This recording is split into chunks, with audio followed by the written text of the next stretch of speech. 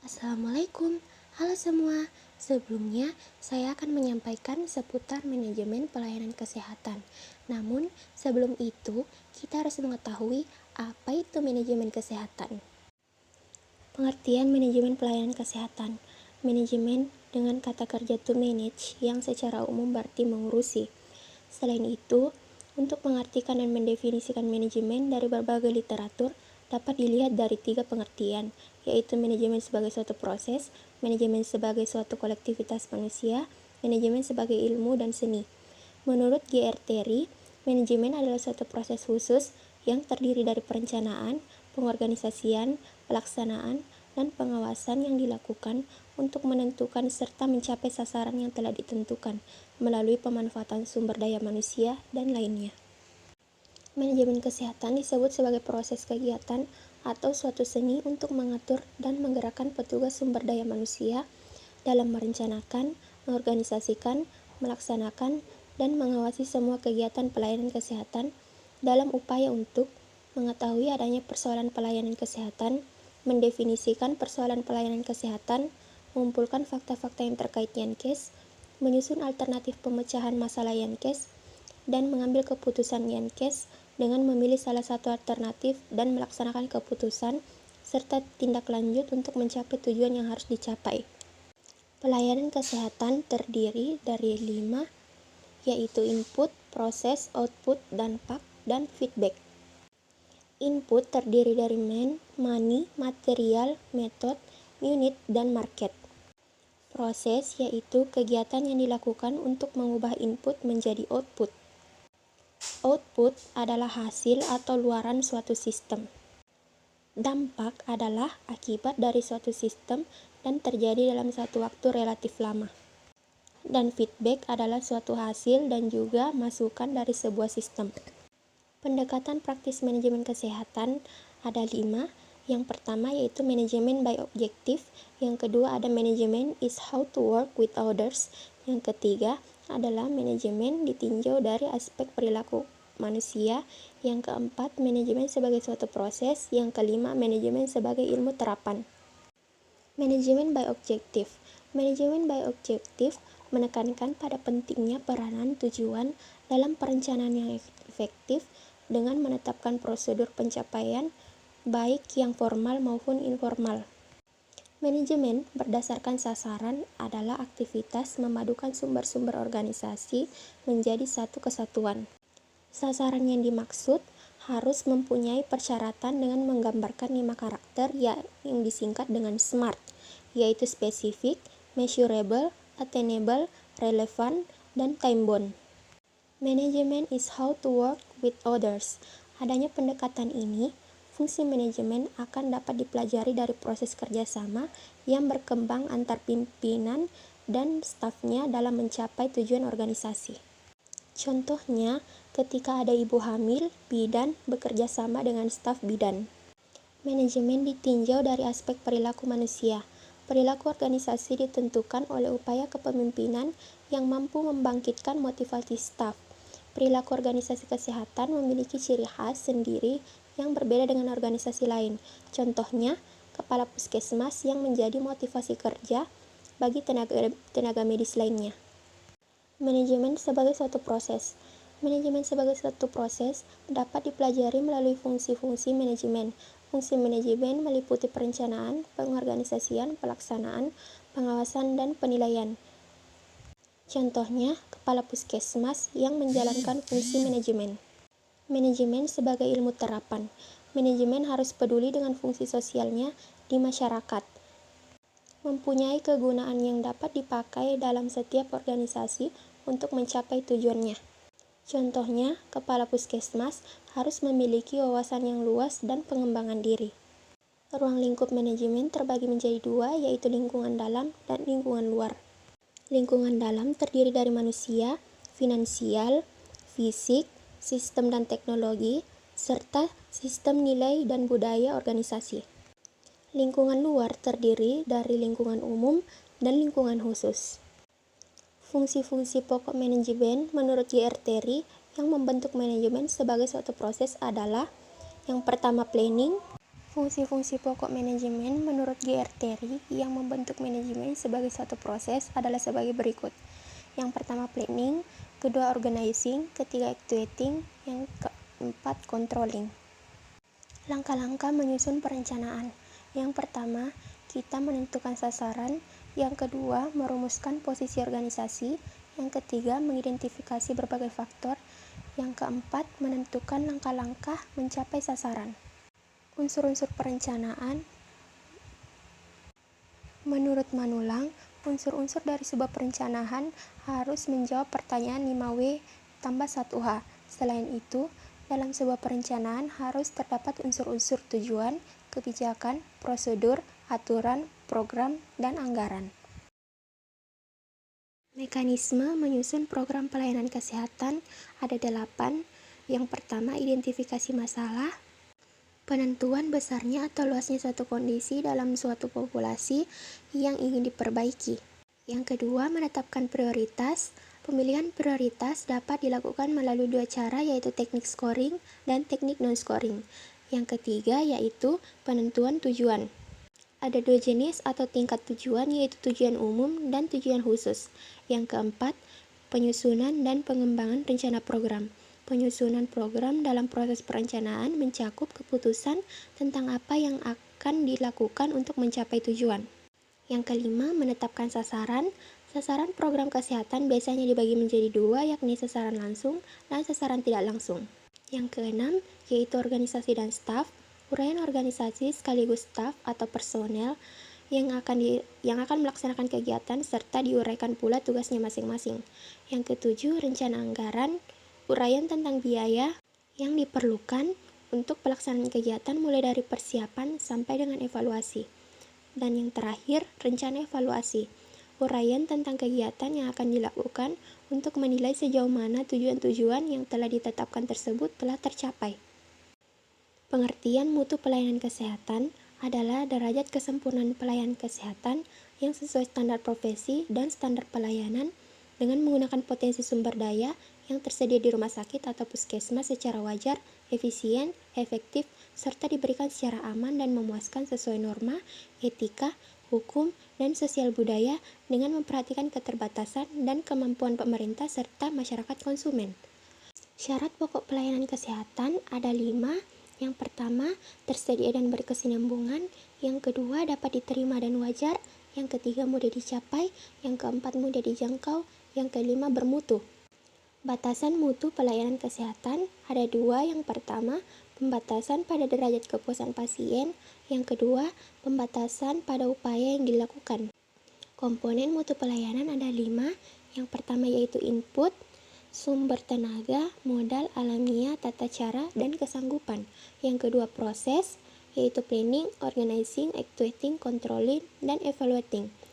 Yang ketiga output, yaitu hasil yang dicapai dalam jangka pendek, sedangkan outcome adalah hasil yang terjadi setelah pelaksanaan kegiatan jangka pendek. Yang keempat sasaran, target baik secara langsung maupun secara tidak langsung. Dan yang terakhir impact, akibat yang ditimbulkan oleh output. Peningkatan kesehatan dapat tercapai jika kebutuhan dan tuntutan kesehatan terpenuhi. Persyaratan peningkatan mutu pelayanan. Untuk meningkatkan mutu pelayanan butuh beberapa persyaratan antara lain 1. Pimpinan yang peduli dan mendukung. 2. Adanya kesadaran bahwa mutu harus ditingkatkan. 3.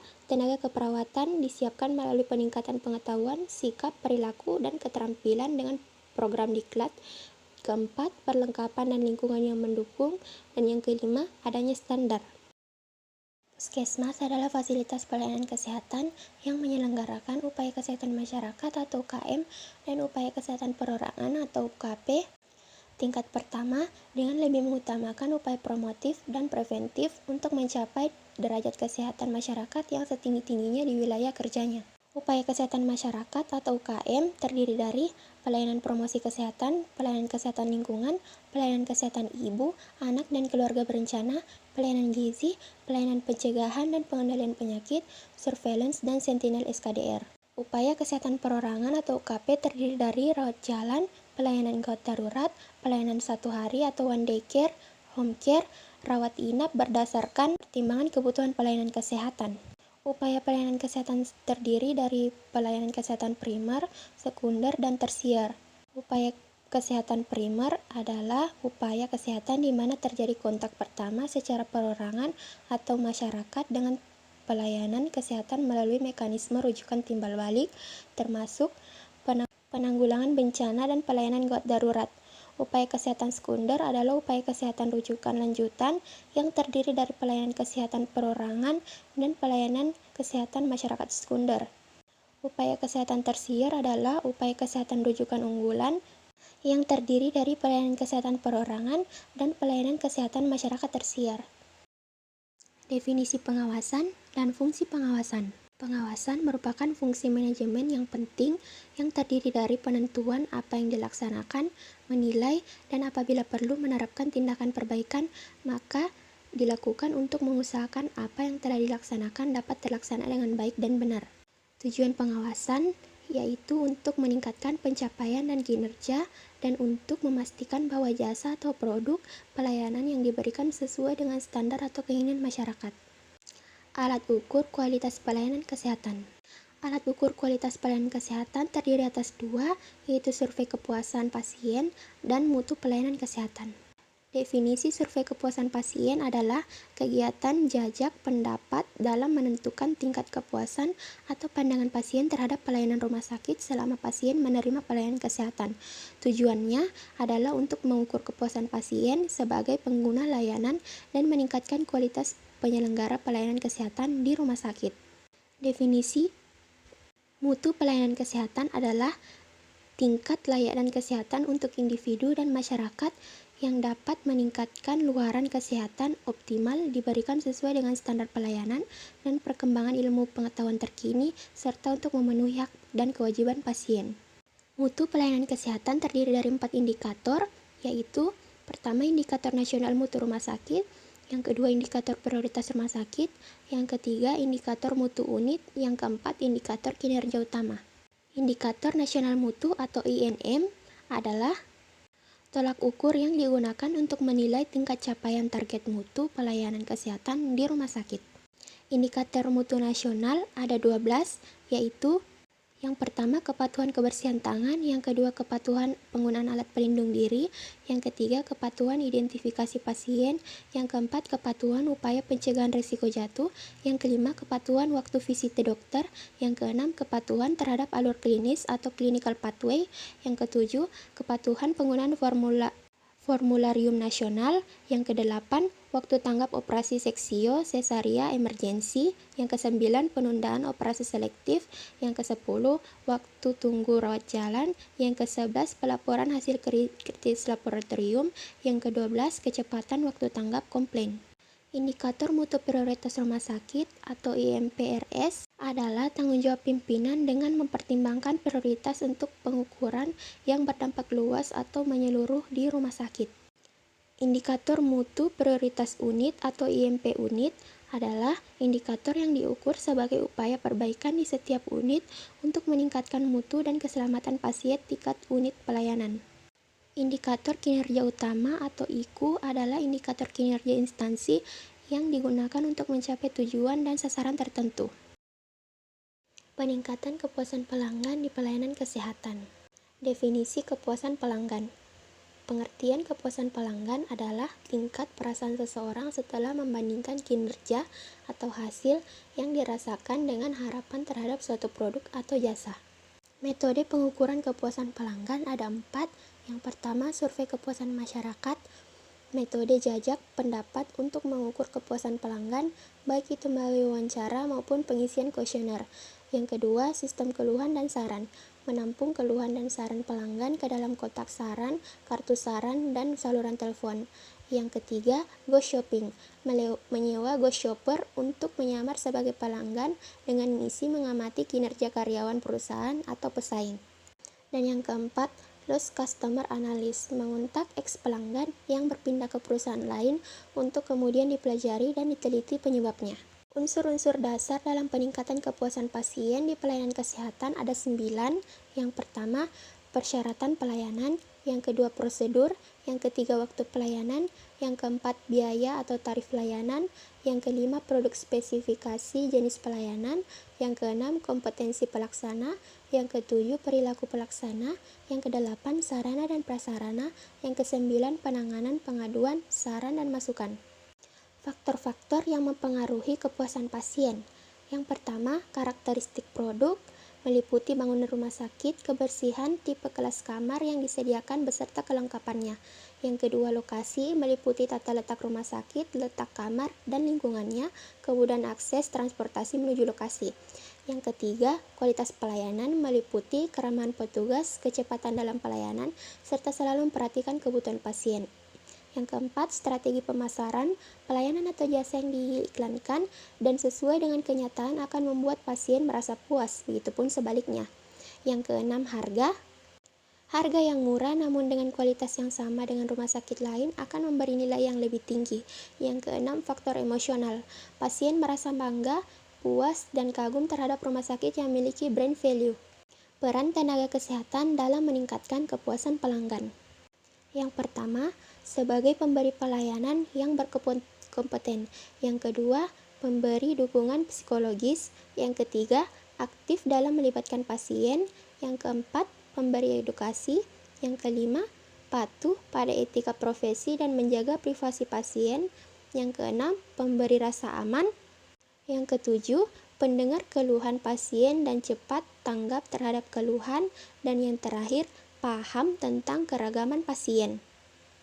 Tenaga kesehatan memiliki peran penting dalam peningkatan kualitas pelayanan dan kepuasan pasien. Dokter, perawat, dan staf medis lainnya memiliki pengaruh yang signifikan terhadap pengalaman pasien saat menerima pelayanan kesehatan. Itulah video penjelasan dari saya, semoga dapat bermanfaat dan menambah wawasan teman-teman sekalian. Terima kasih sudah menonton.